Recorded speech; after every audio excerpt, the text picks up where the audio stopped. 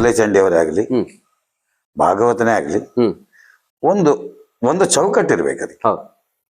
ಅತಿಯಾಗಿ ದೀರ್ಘವಾಗಿ ಅರ್ಧ ಗಂಟೆಗಳ ಕಾಲ ಪದ್ಯ ಹೇಳೋರು ಇದ್ದಾರೆ ಈಗ, ಆದ್ರೆ ಅದು ಸಮಂಜಸ ಅಲ್ಲ.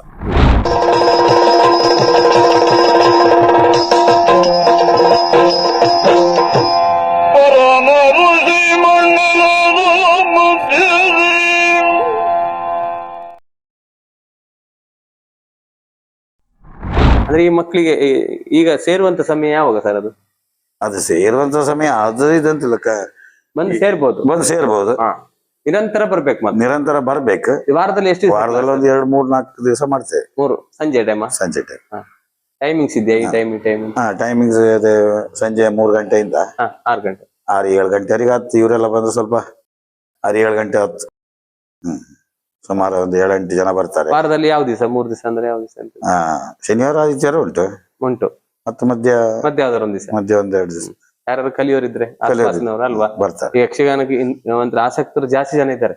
ಈಗ ಮೊನ್ನೆ ನಾನು ಇದಕ್ಕೆ ಹಾಕಿದ್ದೆ, ಫೇಸ್ಬುಕ್ ಹಾಕಿದ್ದೆ, ನಿವೃತ್ತಿ ಹೊಂದಿದ್ದೆ, ಕಲಿಯುವಂತ ಅವಕಾಶ ಇದೆ, ಬರ್ಲಿಕ್ಕೆ. ನಾನು ಒಂದು ಹೇಳಿಬಿಡ್ತೇನೆ ಈಗಲೇ. ಆತ್ಮೀಯ ವೀಕ್ಷಕರೇ, ಹೆರಂಜಾಲಲ್ಲಿದೆ, ಹೆರಂಜಾಲ ನಾಗೂರಲ್ಲಿ ಇದೆ. ನಾಗೂರಲ್ಲಿ ಹೆರಂಜಾಲ್ ಪ್ರತಿಷ್ಠಾನ, ಯಕ್ಷಗಾನ ಪ್ರತಿಷ್ಠಾನ ಇದೆ. ಗುರುಗಳು ಇಲ್ಲೇ ಇದ್ದಾರೆ. ಅವರು ಹೆರಂಜಾಲ್ ಗೋಪಾಲ ಗಾಣಿಗರು ಅವರು ಗುರುಗಳು, ಮತ್ತೆ ಅನುಭವಿ ಗುರುಗಳು ಬಹಳಷ್ಟು ಜನ ಇದ್ದಾರೆ. ನಾಟ್ಯ, ಪದ, ಮತ್ತೆ ಮದ್ದಳೆ, ಚೆಂಡೆ ಎಲ್ಲವನ್ನ ಕಲಿಸ್ತಾರೆ. ಯಕ್ಷಗಾನದ ಎಲ್ಲ ಸರ್ವಾಂಗೀಣ ಏನಿದೆ ಅದನ್ನೆಲ್ಲನೂ ಕಲಿಸ್ತಾರೆ. ಆಸಕ್ತರು ಬಂದು ಜಾಯಿನ್ ಆಗ್ಬೋದು. ಬಹಳ ದೂರ ಏನಿಲ್ಲ, ನಾಗೂರಿಂದ ಒಂದು ಅರ್ಧ ಕಿಲೋಮೀಟರ್ ದೂರದಲ್ಲಿದೆ. ಉತ್ತಮ ರೀತಿಯ ಒಂದು ಸಂಸ್ಥೆ ಇದೆ, ಉತ್ತಮ ರೀತಿಯ ಗುರುಗಳಿದ್ದಾರೆ. ಯಕ್ಷಗಾನ ಆಸಕ್ತರು ಖಂಡಿತವಾಗಿ ಬನ್ನಿ, ಬಂದು ಸೇರಿ ನಿಮ್ಮಲ್ಲಿರುವಂತಹ ಯಕ್ಷಗಾನವನ್ನ ಇನ್ನು ಸದೃಢವಾಗಿಸಿ ದೊಡ್ಡ ಕಲಾವಿದರಾಗಿ ಬೆಳೆಯಬಹುದು. ಆ ನಿಟ್ಟಿನಲ್ಲಿ ನಮ್ಗೆಲ್ಲರಿಗೂ ಈ ಸಂಸ್ಥೆಗೆ ಪ್ರೀತಿಯ ಸ್ವಾಗತ ಸರ್. ಹಾಗೆ ಎಲ್ಲರಿಗೂ ನಾವು ಸ್ವಾಗತ ಮಾಡಿದೆ. ಎಲ್ಲರೂ ಬರ್ಲಿ, ಆಸ್ಪಾಸ್ನವರೆಲ್ಲ ಬಂದು. ಕುಂದಾಪುರದವರು ಕೂಡ ಬರ್ಬೋದು, ಏನ್ ದೊಡ್ಡ ವಿಷಯ ಅಲ್ಲ. ಯಾರು ಬರ್ಬೋದು, ದೂರ ಅಷ್ಟೇನು ದೂರ ಅನ್ಸುದಿಲ್ಲ. ಹೈವೇ ಇದೆ, ಬರ್ಬೋದು. ಮತ್ತೆ ಯಾವ ಏಜ್ ಲಿಮಿಟ್ ಇಲ್ಲ ಸರ್? ಇಲ್ಲ, ಏಜ್ ಲಿಮಿಟ್ ಇಲ್ಲ. ಮತ್ತೆ ಮಹಿಳೆ ಪುರುಷ ಅಂತ ಏನಿಲ್ಲ, ಯಾರು ಬೇಕಾದ್ರೂ ಬರ್ಬೋದು. ತಮ್ಮ ಹವ್ಯಾಸಿಯಾಗಿ ಅಥವಾ ಮಳೆಗಾಲದಲ್ಲಿ ಎಲ್ಲ ಮೇಳಗಳಲ್ಲಿ ಬಹಳಷ್ಟು ಕಡೆ ಹೋಗಿರ್ಬೋದು, ಪ್ರವಾಸಿ ಮೇಳಗಳಲ್ಲಿ. ಅದ್ರ ಬಗ್ಗೆ ನಿಮ್ಮ ಮಳೆಗಾಲದ ಅಂದ್ರೆ ಈ ಮೇಳಕ್ಕೆ ಹೋಗ್ತಿರುವಾಗಿದ್ದಂತ ಮಳೆಗಾಲ ಜೀವನ ಮೊದಲೆಲ್ಲ ಕಡಿಮೆ ಇತ್ತೇನು? ಬೊಂಬೈ ತಿರುಗಾಟ, ಆ ತಿರುಗಾಟ ಎಲ್ಲ? ಬೊಂಬೈ ತಿರುಗಾಟ ಅಂದ್ರೆ ಹಿಂದೆ ಸಾಲಿಗ್ರಾಮ ಮೇಳದಲ್ಲಿ ಇರುವಾಗ ಒಂದು ಸಾಮಾನ್ಯ ಮುಂಬೈಯಲ್ಲಿ ಒಂದು 40-45 ಆಟ ಆಗ್ತಿತ್ತು. ಮಳೆಗಾಲ ಹೋದ್ರೆ ಕಂಟಿನ್ಯೂ ಆಟ. ಉದಾಹರಣೆ ರಂಗನಾಯಕಿ, ಈಶ್ವರಿ ಪರಮೇಶ್ವರಿ, ಶಂಕರಿ ಶಿವಶಂಕರಿ, ಇದೆಲ್ಲ ಆಗುವಾಗ ಬಹಳ ಆಟ ಆಗಿತ್ತು. ಆಮೇಲೆ ಆಟದ ಸಂಖ್ಯೆ ಕಡಿಮೆ ಆಯ್ತು ಬೊಂಬೈ. ನಂತರ ಮಹಮ್ಮದ್ ಗೌಸ್ ಅಂತ ಕೇಳಿರ್ಬೋದು, ಅವರೊಂದು ಸಂಘಟನೆ ಮಾಡ್ತಾರೆ, ಯಕ್ಷ ಸೌರಭ ಅಂತ ಅವರದ್ದು ತಂಡ ಉಂಟು. ಆ ಕಲಾ ತಂಡದ ಜೊತೆಗೆ ಅಂದ್ರೆ ಪ್ರಥಮವಾಗಿ ಬೊಂಬೈಗೆ ಹೋಗುವ, ಬೊಂಬೈದಲ್ಲಿ ಆಟ ಮಾಡುವ ಅಂತ ಹೇಳಿದ್ರು ಅವರು. ಅಡ್ಡಿಲ್ಲ ಅಂತ ಹೇಳಿದೆ ನಾನು. ನನ್ನ ಜೊತೆ ಕರ್ಕೊಂಡು ಹೋದ್ರು. ಅಂದ್ರೆ ಅವರಿಗೆ ಅಷ್ಟು ಸಂಘ ಸಂಸ್ಥೆಗಳನ್ನೆಲ್ಲ ಮೀಟ್ ಆಗಿ ಎಲ್ಲ ಅಷ್ಟು ಇದಿರ್ಲಿಲ್ಲ. ನಾನು ಎಲ್ಲ ಹೋಗಿ ಲೆಟರ್ ಎಲ್ಲ ಮಾಡಿ ಕೊಟ್ಟು ಪ್ರಥಮ ವರ್ಷ 15-16 ಆಟ ಮಾಡಿದ್ವಿ ನಾವು, ಎಲ್ಲ ಪೌರಾಣಿಕ ಪ್ರಸಂಗ. ನಂತರ ಒಂದು 3-4 ವರ್ಷ ಹೋಗಿದ್ದೆ ನಾನು ಅವ್ರ ತಂಡದಲ್ಲಿ. ಮುಂಬೈ, ಬೆಂಗಳೂರು ಎಲ್ಲ ಹೋಗ್ತಿತ್ತು. ಮತ್ತೆ ಅವ್ರು ನಿಲ್ಸಿದ್ರ ಅಂತ ಸ್ವಲ್ಪ ವರ್ಷ? ಅವರು ಈಗ ಸ್ವಲ್ಪ ಆರೋಗ್ಯ ಅಂದ್ರೆ ಇದಾಯ್ತು, ಅವ್ರಿಗೆ ಪಕ್ಷವಾತ ಆಯ್ತು. ಈಗ ಮೇಳಕ್ಕೆಲ್ಲ ಹೋಗುದಿಲ್ಲ. ಹೌದು, ಬೊಂಬೈದಲ್ಲಿ ಎಲ್ಲ ಬಹಳ ಆಟ. ಸಾಲಿಗ್ರಾಮದಲ್ಲಿ ಹೆಚ್ಚು ಹೋದದ್ದು, ಹೆಚ್ಚು ಸಾಲಿಗ್ರಾಮ. ಮತ್ತೆ ಇಲ್ಲಿ ಲೋಕಲ್ ಆಗಿ ಕಡಿಮೆ ಹೋಗ್ತಾರೆ ಮಳೆಗಾಲ, ಚೌತಿ ಟೈಮ್, ನವರಾತ್ರಿ ಟೈಮ್, ಹೀಗೆ ಅತಿಥಿ ಕಲಾವಿದರ ಕೂಡುವಿಕೆ ಆದ್ರೂ ಹೋಗ್ತೇನೆ. ಬಹಳಷ್ಟು ಹೋಗಿದ್ದೀರಿ, ಇನ್ನು ಮುಂದೆ ಕೂಡ ಹೋಗ್ತೇನೆ. ಅತಿಥಿ ಕಲಾವಿದರಾಗಿ ಯಾವಾಗ್ಲೂ ಹೋಗ್ತೇನೆ. ಯಾವ ಸಿದ್ಧ ಕರೆದ್ರೆ, ಅವ್ರ ಆಸಕ್ತಿ ಇದ್ರೆ ಕರೆದ್ರೆ ಹೋಗ್ತೇನೆ. ಹೋಗುದಿಲ್ಲ ಅಂತೇನಿಲ್ಲ. ನಮ್ಗೆ ಯಾರು ನಿಷ್ಠುರಲ್ಲ, ಎಲ್ಲರೂ ಬೇಕು, ಎಲ್ಲರೂ ನಮ್ಮವರು. ಹೌದು, ಖಂಡಿತ. ಹಾಗೆ ಮತ್ತೆ ಮಕ್ಕಳೆಲ್ಲ ಸೆಟ್ಲ್ ಆಗಿದ್ದಾರೆ ಈಗ, ತಲೆ ಬಿಸಿ ಇಲ್ಲ. ಮಗನಿಗೆ ಒಂದು ಮದುವೆ ಆಗ್ಬೇಕೆಂದು ಅನ್ನುವಂತ ಒಂದು ಇದಿತ್ತು. ಅದು ಮುಹೂರ್ತ ಬಂದಾಗ ಆಗ್ತದೆ. ದೊಡ್ಡ ಅಲ್ಲ ಸರ್, ಒಂದು ಸೊಸೆ ಬರ್ಬೇಕು. ಮತ್ತೆ ಸರ್, ಮತ್ತೆ ನಿಮ್ಮ ತಿರುಗಾಟದ ಬಗ್ಗೆ ತಿಳಿಸಿ ಸರ್. ಬೇರೆ ಒಂದು ಏನಾದ್ರು ತಿರುಗಾಟ ಇತ್ತು ಅಂದ್ರೆ ಈ ತಿರುಗಾಟದ ಮಳೆಗಾಲದಲ್ಲಿ ಮಧ್ಯದಲ್ಲಿ ಕೆಲವು ಹೊರಗಡೆ ಹೋದದ್ದುಂಟು. ಹೊರ ದೇಶಕ್ಕೂ ಹೋಗಿದ್ದೆ. ಅಂದ್ರೆ ವಿದೇಶ ಪ್ರಯಾಣ ಅಂದ್ರೆ ಪ್ರಥಮವಾಗಿ 2000 ಅಲ್ಲ 79 ಶಿವರಾಮ್ ಕಾರಂತರ ಬೇಲೆಯೊಂದಿಗೆ ಅದು ಯೋಗಾನುಯೋಗ ಅಂತ ಹೇಳಿ ಹೌದೌದೌದು. ಬೇಲೆಯೊಂದಿಗೆ ರಷ್ಯಾ, ಲಂಡನ್, ಕೆಲವು ದೇಶಗಳಿಗೆಲ್ಲ ಆವಾಗ ತಂದೆಯವರೊಂದಿಗೆ ನಾ ಹೋಗಿದ್ದೆ. ಹೋಗಿದ್ದೀರಿ? ಬಾಲವೇಶ ಹೋಗಿದ್ದೆ. ಆ ನಂತರ ಕೆರೆಮನೆ ಶಂಭು ಹೇಳಿದ್ರು. ಹೌದು, ಅವ್ರ ಜೊತೆ ವಿದೇಶ ಅಂದ್ರೆ ಅಲ್ಲಿ ನಾನು ಮಳೆಗಾಲದಲ್ಲಿ ಒಂದು 6 ತಿಂಗಳಲ್ಲಿ ತರಬೇತಿಗೆ ಹೋಗ್ತಾ ಇದ್ದೆ ಅಂತ.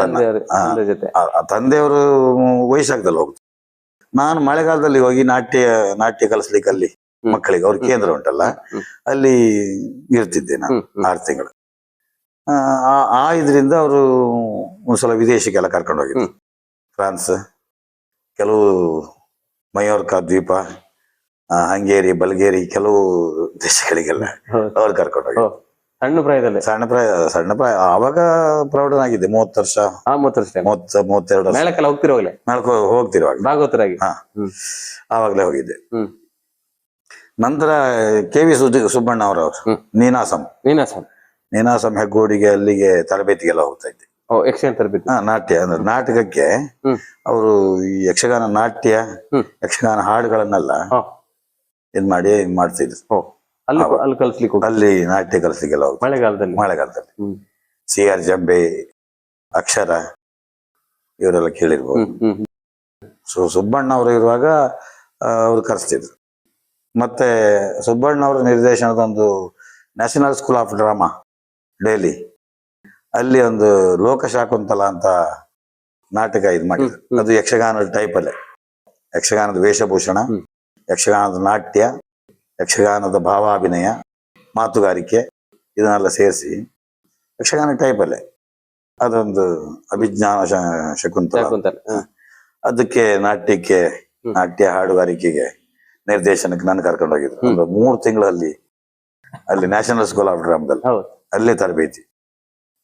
ನಾನು ಮತ್ತು ಚೇರ್ಕಾಡಿ ಮಂಜುನಾಥ ಪ್ರಭು ಅಂತ ಕೇಳಿರ್ಬೋದು, ಮೊದಲೇ ಅವರು ಹೋಗಿದ್ದು. ಅಂದ್ರೆ ಇದು ಮಳೆಗಾಲ ಉಳಿಕೆ ಟೈಮಲ್ಲಿ ಅಲ್ವಾ? ಒಂದು ನೀನಾಸಂ ಎಲ್ಲ ನಾಟಕ ಅದಕ್ಕೆಲ್ಲ ಹೋಗಿದ್ರಲ್ಲ ಸರ್? ಅದೆಲ್ಲ ಸಿರಿಸಂಪಿಗೆ ಅಂತ ಚಂದ್ರಶೇಖರ್ ಕಂಬಾರ್ ಅವರದ್ದು ಒಂದು ಇದಕ್ಕೆ ಇಲ್ಲಿ ಟ್ರೈಲ್ ಎಲ್ಲ ಆದದ್ದು ಇಲ್ಲೇ ಹೆಗ್ಗೋಡಲ್ಲಿ. ಅದು ಪ್ರದರ್ಶನ 1-2-3 ಆಗಿತ್ತು ಡೆಲ್ಲಿಯಲ್ಲಿ. ಅದಕ್ಕೊಂದು ವೇಷ ಎಲ್ಲ ಮಾಡಿದ್ದೆ ಅವಾಗ. ಅಂದ್ರೆ ವೇಷಭೂಷಣ ಇದೆ ಯಕ್ಷಗಾನದ್ದು. ನೀವು ವೇಷ ಮಾಡ್ತೀರಿ? ಅಪೂರ್ವ. ಈಗ ಈಗ ಕಾಲನಾಮತ್ಮನ ಮಾಡಿದ್ಲೆ. ಈ ಕಾಲು ನೋವು ಇದೆ ಸರ್ ಈಗಲೂ? ನೋವಂತ ಇಲ್ಲ, ಒಣಗಿದೆ. ಮೊದ್ಲಿನ ಕುಣಿಲಿಕ್ಕೆ ಆಗುದಿಲ್ಲ. ಮೊದ್ಲೇ ಅಷ್ಟೇ ಕುಣಿಲಿಕ್ಕೆ ಕಷ್ಟ ಆಗ್ತದೆ ಭಾಗವತಿ. ಹೌದೌದು.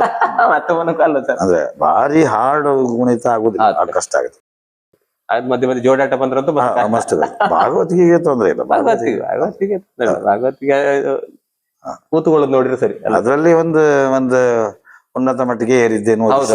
ಖಂಡಿತ ಜನಪ್ರಿಯ ಭಾಗವತ. ಮತ್ತೆ ಬಹಳಷ್ಟು ತಿಳುವಳಿಕೆ ಇದೆ ತಮ್ಗೆ ಯಕ್ಷಗಾನದ ಬಗ್ಗೆ, ಬಹಳಷ್ಟು ತಿಳುವಳಿಕೆ ಇದೆ. ವರ್ಷ ಆದ್ಮೇಲೆ ಎಲ್ಲವೂ ಇದಾಗ್ತದೆ. ಹೌದೌದು, ಅದೇ ಎಲ್ಲರಿಗೂ ಅಷ್ಟೇ, ವಯೋಸಹಜ. ಹೌದು. ಹಾಗೆ ಬಹಳಷ್ಟು ಅಂದ್ರೆ ನಿಮ್ಮ ಪ್ರಶಸ್ತಿ ಪುರಸ್ಕಾರ ಬಗ್ಗೆ ತಿಳಿಸಿದಾರೆ. ಪ್ರಶಸ್ತಿ ಜಿಲ್ಲಾ ರಾಜ್ಯೋತ್ಸವ ಬಂದಿತ್ತು. ಕಡೆಗೆ ಜಾನಪದ ಲೋಕ ಪ್ರಶಸ್ತಿ ಅಂತ ಅಲ್ಲಿ ರಾಮನಗರ, ಬೆಂಗಳೂರು, ಅದು ಬಂದಿತ್ತು.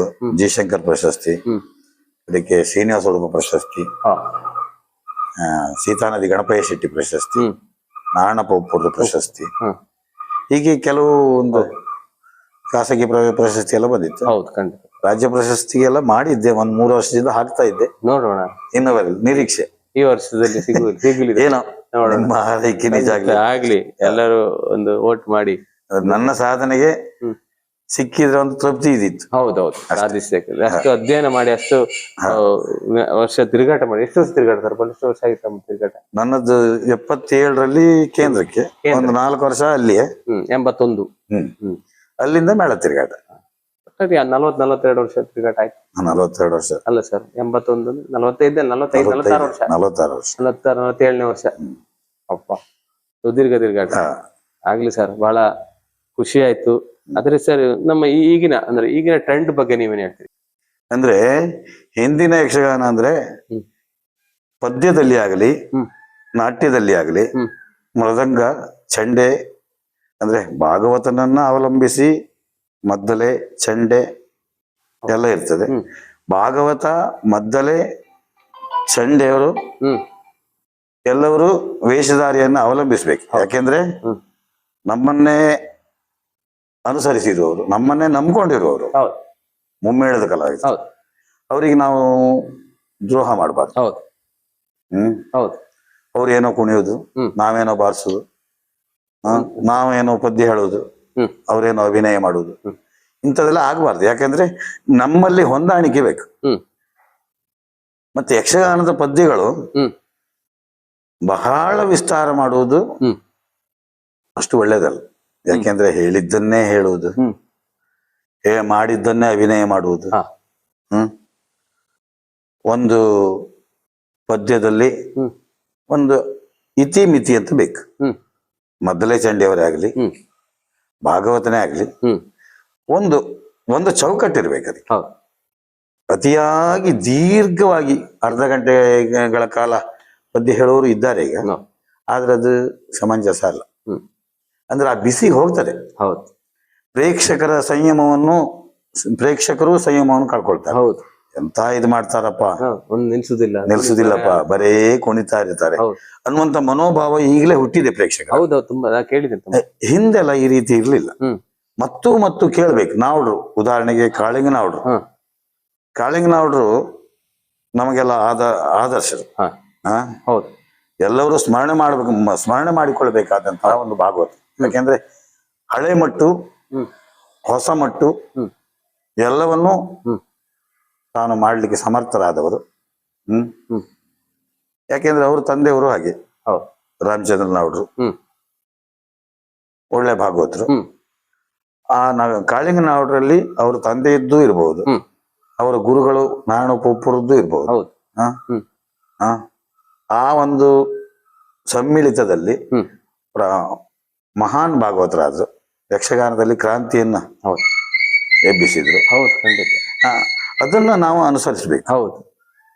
ಅತಿ ವಿಸ್ತಾರವಾಗಿ ಎಳೆಯುವುದು ಒಳ್ಳೇದಲ್ಲ ಅಂತ ಕಾಣಿಸ್ತದೆ.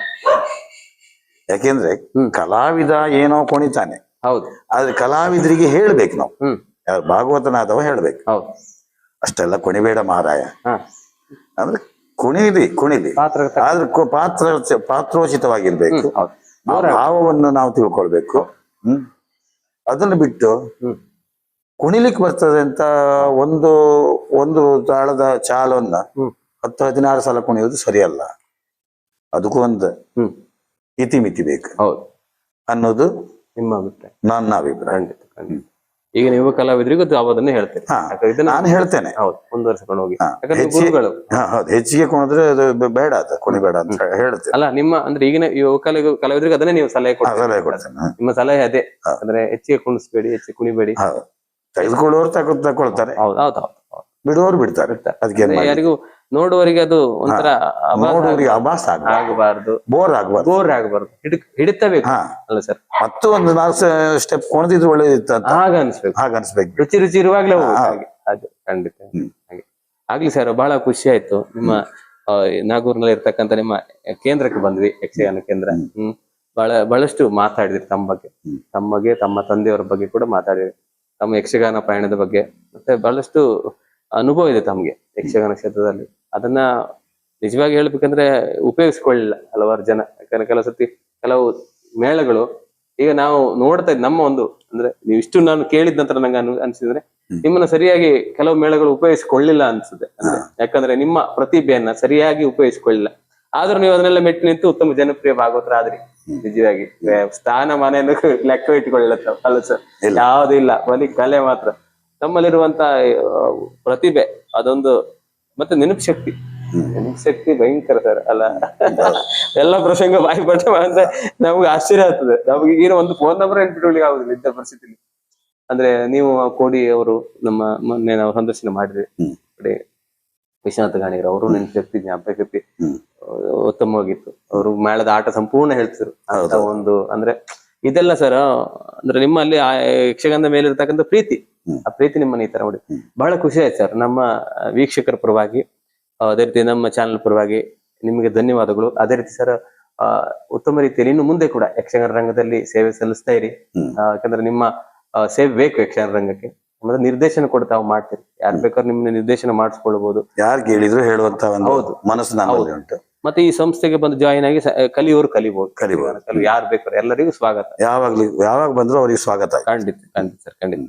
ಹಾಗೆ ಸರ್, ನಿಮಗೆ ನಮ್ಮ ಚಾನೆಲ್ ಪರವಾಗಿ, ನಮ್ಮ ಎಲ್ಲ ಪ್ರೀತಿಯ ಕಲಾಭಿಮಾನಿಗಳ ಪರವಾಗಿ ಪ್ರೀತಿಯ ಧನ್ಯವಾದಗಳು sir. Thank you sir, thank you. ಆತ್ಮೀಯ ವೀಕ್ಷಕರೇ, ಇದಾಗಿತ್ತು ಜನಪ್ರಿಯ ಭಾಗವತರು ಗೋಪಾಲ್ ಗಾಣಿಗ ಹೆರಂಜಾಲು ಅವರ ಸಂದರ್ಶನ. ಅವರ ಬಗ್ಗೆ ಬಹಳಷ್ಟು ನಿಮಗೆ ತಿಳಿಯಿತು ಅಂತ ತಿಳ್ಕೊಳ್ತೇವೆ. ಯಾಕಂದ್ರೆ ಬಹಳಷ್ಟು ಕಷ್ಟಗಳನ್ನ ಎದುರಿಸಿ ಬಂದವರು, ಅದೇ ರೀತಿ ಸಾಧನೆ ಸಣ್ಣ ವಯಸ್ಸಲ್ಲೇ ಭಾಗವತರಾಗಿ, ಮುಖ್ಯ ಭಾಗವತರಾಗಿ ಅವರು ಮಿಂಚಿದವರು. ಬಹಳಷ್ಟು ಅಂದ್ರೆ ಅನುಭವಿ ಭಾಗವತರವರು. ಈ ಕಳೆದ ವರ್ಷ ಮಾನ್ಕಟ್ಟೆ ಮೇಳದಲ್ಲಿ 2 ವರ್ಷ ಇದ್ರು, ಈ ವರ್ಷದಿಂದ ಯಾವುದೇ ಮೇಳಕ್ಕೆ ಅವರು ಹೋಗ್ತಾ ಇಲ್ಲ, ಅತಿಥಿ ಕಲಾವಿದರಾಗಿ ಎಲ್ಲ ಕಡೆ ಹೋಗ್ಲಿಕ್ಕೆ ಸಿದ್ಧರಿದ್ದಾರೆ. ಹಾಗೆ ಅವರ ಸಂದರ್ಶನವನ್ನು ನಿಮ್ಮ ಮುಂದೆ ನಾವು ಪ್ರಸ್ತುತಪಡಿಸಿದೆವು. ಹಾಗೆ ಮುಂದಿನ ವಾರ ಇನ್ನೋರ್ವ ಅತಿಥಿಯೊಂದಿಗೆ ನಿಮ್ಮ ಮುಂದೆ ಬರ್ಲಿಕ್ಕಿದ್ದೇವೆ. ನೋಡ್ತಾ ಇರಿ ಭಾವಸ್ಪಂದನ ಕಾರ್ಯಕ್ರಮ ಪ್ರತಿದಿನ ರಾತ್ರಿ 8 ಗಂಟೆಗೆ ರಾಜೇಶ್ ಅನ್ಭೋಗ್ ಬಾರ್ಕೂರು ಯೂಟ್ಯೂಬ್ ಚಾನಲ್. ಹಾಗೆ ವೀಕ್ಷಿಸಿ ಪ್ರೋತ್ಸಾಹಿಸ್ತಿರುವ ತಮಗೆಲ್ಲರಿಗೂ ಮತ್ತೊಮ್ಮೆ ಧನ್ಯವಾದ ತಿಳಿಸುತ್ತಾ ಎಲ್ಲರಿಗೂ ನಮಸ್ಕಾರ.